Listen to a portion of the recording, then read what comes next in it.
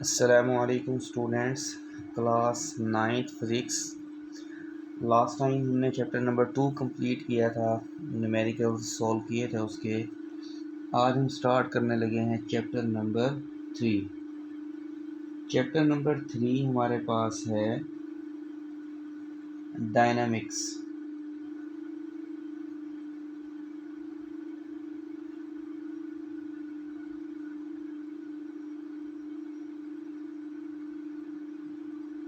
सबसे पहले हम ये डिस्कस कर लेते हैं कि हमने इस चैप्टर में किन किन टॉपिक्स को हाईलाइट करना है और किन को हमने स्टडी करना है ओवरऑल। तो सबसे पहले हमारे पास ये जो डायनेमिक्स चैप्टर है, इसमें हमने बॉडी की मोशन को डिस्कस करना है, लेकिन आपके पास उस बॉडी की जो मूवमेंट होगी, जो मोशन होगी, उसके हम कॉजेज़ को भी साथ में डिस्कस करेंगे कि मोशन की वजह क्या है। उसमें हमारे पास स्पीड इंक्रीज़ हो रही है या डिक्रीज़ हो रही है, वेलोसिटी कम हो रही है या इंक्रीज़ हो रही है, एक्सेलरेशन का क्या ताल्लुक़ है, वेलोसिटी पे इफ़ेक्ट किस तरह से हो रहे हैं, एक्सेलरेशन हमारे पास किस तरह प्रोड्यूस हो रहा है। तो ये सारी चीज़ें हम क्या करेंगे, डिस्कस करेंगे। इसके अलावा हमारे पास मेजर टॉपिक्स हैं जिसमें हमने न्यूटन्स लॉ को देखना है कि न्यूटन्स ने फर्स्ट लॉ में, सेकंड लॉ में और थर्ड लॉ में क्या डिफ़ाइन किया, उसका क्या कंसेप्ट था मोशन के बारे में। इसी तरह मोमेंटम के बारे में, conservation of momentum, isolated system के बारे में ये इस चैप्टर के अंदर डिस्कस करेंगे। और लास्ट हम हमारे पास जो टॉपिक होगा वो फ्रैक्शन से रिलेटेड है। तो सबसे पहले हम चलते हैं अपने टॉपिक की तरफ, जो कि है कि डायनेमिक्स क्या है। डायनेमिक्स हमारे पास बेसिकली मैकेनिक्स की एक ब्रांच है। अब मैकेनिक्स हमारे पास क्या थी कि हमने डिस्कस करना था मोशन को और इफेक्ट ऑफ मोशन को, तो वो हमारे पास क्या कहलाता है, मैकेनिक्स। तो ये हमारे पास मैकेनिक्स की ब्रांच है जिसमें हमें डिस्कस किसको करना होगा, स्टडी ऑफ मोशन। कि बॉडी की मोशन को हम डिस्कस करेंगे, लेकिन साथ में आपके पास क्या होगा, फर्स्ट है कि स्टडी ऑफ मोशन, सेकंड आपके पास है कॉज ऑफ इट्स मोशन। कि हम इसकी कॉज को भी क्या करेंगे, डिस्कस करेंगे। और मैकेनिक्स की जिस ब्रांच में इन दोनों पॉइंट्स को एट ए टाइम डिस्कस किया जाएगा, उस ब्रांच को हम क्या नाम देंगे, डायनेमिक्स का नाम देंगे। उसके बाद हमारे पास है व्हाट इज़ फोर्स। कि हम फोर्स किसे कहते हैं। फोर्स बेसिकली हमारे पास किसी बॉडी को अगर वो रेस्ट पर है तो उसे मूवमेंट में लाएंगे या लाने की कोशिश करेंगे। इसी तरह अगर आपके पास कोई बॉडी क्या कर रही है, मूव स्टॉप है, तो हम क्या करेंगे, उसको मूव कर रही है तो उसे हम क्या करेंगे, रोकने या रोकने की कोशिश करने के लिए हमारे पास जो फोर्स, जो एजेंसी हम यूज़ करेंगे या जो हम टर्म यूज़ करेंगे, उसे हम क्या नाम देंगे, फोर्स का नाम देंगे। ये हमारे पास क्या नाम दिया जाता है, विच मूव। कि ये क्या करेगा, मूव कराएगा या पॉसिबल है और टेंड्स टू मूव।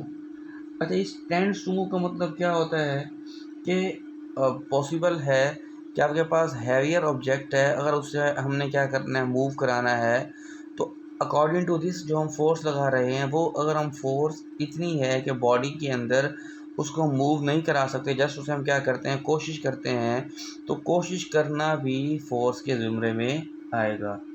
इसी तरह बॉडी हैवी, अब बॉडी मूव कर रही है तो इसे स्टॉप करना, और आपके पास क्या होगा, टेंड्स टू स्टॉप, या स्टॉप करने की उसको कोशिश करेंगे, तो उस बॉडी को, उस पर हम जो टर्म यूज़ करेंगे वो आपके पास क्या होगी, फोर्स। सेकंड आपके पास है कि फोर्स क्या कर सकती है।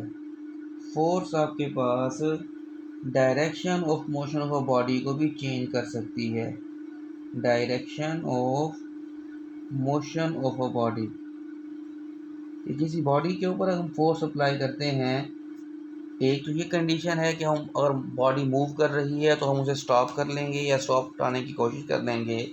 सेकंड हमारे पास ये भी कंडीशन है कि फोर्स जो हम अप्लाई करेंगे वो पॉसिबल है कि उस बॉडी की डायरेक्शन को भी चेंज कर देगी। एग्जांपल्स आपके पास बहुत सारी हम ले सकते हैं, बुक में भी आप देखेंगे कि येलो बॉक्स के अंदर भी गिवन है। तो सिंपल से एक एग्जांपल ले लेते हैं। अकॉर्डिंग टू दिस कि force can also change the shape और a size of a body on which it acts. कि फोर्स आपके पास क्या कर सकती है, जिस बॉडी के ऊपर हम अप्लाई करेंगे उस बॉडी की शेप को, साइज़ को चेंज कर सकती है जिस पर अमल करेगी। A door can be opened or closed by applying force in the form of pushing or pulling। Simple सी बात है कि अगर आपने क्या करना हो, डोर को बंद करना हो या ओपन करना हो, तो उसके ऊपर हम जो फोर्स अप्लाई करेंगे उसको हम किस टर्म में लेंगे, वो आपके पास क्या होगा, पुशिंग में होगा या पुलिंग में होगा। तो ये इसकी बहुत सारी एग्जांपल्स हैं, ये आप साथ में ऐड करेंगे। गोलकीपर आपके पास बॉल को रोक रहा है तो वो भी क्या करेगा, फोर्स यूज़ करेगा फुटबॉल को। अगर कोई बॉल को किक करेगा तो वो भी क्या करेगा, फोर्स अप्लाई करेगा। अगर वो हिट करेगा तो वो भी क्या करेगा, फोर्स अप्लाई करेगा। तो ये हमारे पास डिफरेंट एग्जांपल्स हैं जिनसे रिलेटेड हमने फोर्स को डिस्कस करना है। उसके बाद हमारे पास है इनर्शिया। अब इनर्शिया हमारे पास क्या है, इनर्शिया बेसिकली हमारे पास प्रॉपर्टी है बॉडी की, due to which it resist any change in its state of rest और motion. Property of a body, ये लिख लेते हैं, property of a body due to which it resist any change in its state और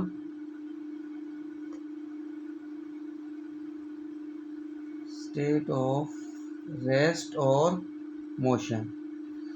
कि inertia basically हमारे पास क्या है, वो प्रॉपर्टी है due to which it resist any change. कि जो आपके पास बॉडी है उस बॉडी को हम फोर्स अप्लाई करें तो जाहिर सी बात है उसकी पोजीशन, उसकी शेप और साइज़ चेंज होगी। तो इनर्शिया बेसिकली क्या है कि वो क्या करेगा, रेजिस्ट करेगा कि उस बॉडी के अंदर ना ही कोई चेंज आए। वो चेंज आपके पास पॉसिबल है कि वो उसकी रेस्ट की हालत में भी हो सकता है और मोशन की हालत में भी हो सकता है। अब नेक्स्ट आपके पास है कि इनर्शिया किस चीज़ पे डिपेंड करता है। तो इनर्शिया डिपेंड करता है मास के ऊपर। कि जितना भी हमारे पास क्या होगा, ग्रेटर मास होगा, उतना ही बॉडी का इनर्शिया ज़्यादा होगा। Greater the mass greater the inertia. कि जो हमारे पास इनर्शिया है वो डिपेंड ही किस पे करता है, मैस पे करता है। कि जितना किसी बॉडी का मैस ज़्यादा होगा उतना ही उस बॉडी का इनर्शिया ज़्यादा होगा। अब गैलीलियो ने इसी में ऑब्जर्वेशन की हैं, तो उसने ऑब्ज़र्व किया कि अगर आपके पास दो किस्म के ऑब्जेक्ट्स होते हैं, एक आपके पास होता है लाइट ऑब्जेक्ट जो आपके पास बिल्कुल हल्के होते हैं, दूसरा आपके पास होते हैं हैवियर ऑब्जेक्ट्स। अब गैलीलियो ने ये चीज़ डिस्कस की, ऑब्ज़र्व किया कि अगर हमारे पास कोई लाइट ऑब्जेक्ट हो तो उसको मूव कराना भी आसान है और उसको स्टॉप करना भी बहुत ज़्यादा आसान है। हैवियर ऑब्जेक्ट्स आपके पास क्या हों, उनको मूव कराना भी डिफ़िकल्ट है और उनको स्टॉप करना भी डिफ़िकल्ट है। तो इसी उसमें गैलीलियो ने ये चीज़ डिस्कस की कि हैवियर जो आपके पास बॉडीज़ हैं उनका इनर्शिया आपके पास क्या होगा, हाई होगा, जबकि जो लो लाइट ऑब्जेक्ट्स हैं उनका लाइट होगा या क्या होगा, लो होगा। Heavier objects have high inertia, lower objects have low inertia.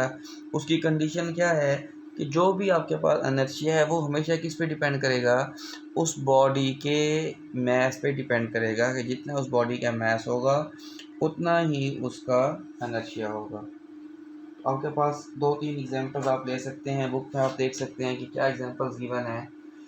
First आपके पास है, take a glass and cover it with a piece of cardboard. क्या आप एक गिलास लें, उसे क्या करें, एक कार्डबोर्ड के पीस से कवर कर दें।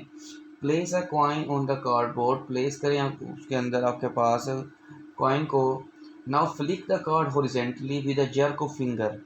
कि उस कार्डबोर्ड को आप क्या करेंगे, झटके के साथ हॉरिजेंटली, ये आपके पास हॉरिजेंटली डिस्कस, ये आपके पास हॉरिजेंटली है कि हॉरिजेंटली उसको हम क्या करेंगे, जर्क करेंगे।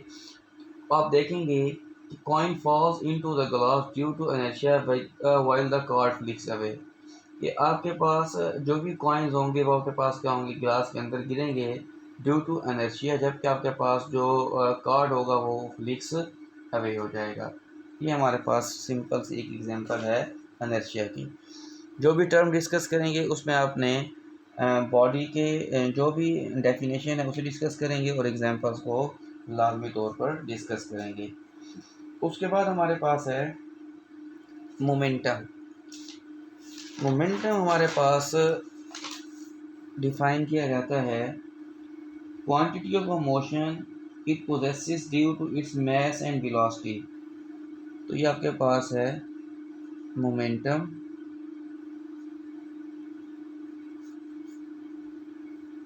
मोमेंटम हमारे पास क्या है, quantity of a motion due to possesses due to its mass and velocity. कि बॉडी का जो हमारे पास मोमेंटम होगा वो किस पे डिपेंड करेगा, momentum of a body is the quantity of a motion it possesses due to its mass and velocity. कि मास एंड वेलोसिटी की वजह से जो हमारे पास क्या होगा, क्वांटिटी ऑफ मोशन होगा उस बॉडी का, वो हम डिस्कस करेंगे एज अ मोमेंटम। अब मोमेंटम को हम ज़ाहिर करते हैं पी के साथ, और ये आपके पास इसका फार्मूला क्या बनेगा, product of mass and velocity. कि हमने मोमेंटम में डिस्कस भी दो बॉडीज़ को करना है, मास एंड वेलोसिटी को, दो टर्म्स को। तो फार्मूले में हम क्या लिखेंगे, it is denoted by P, product of mass and velocity is called its momentum. अब इसका यूनिट हम कैसे लिखेंगे, कि मास को हम लिखते हैं किलोग्राम में, जबकि वेलोसिटी आपके पास है मीटर पर सेकेंड।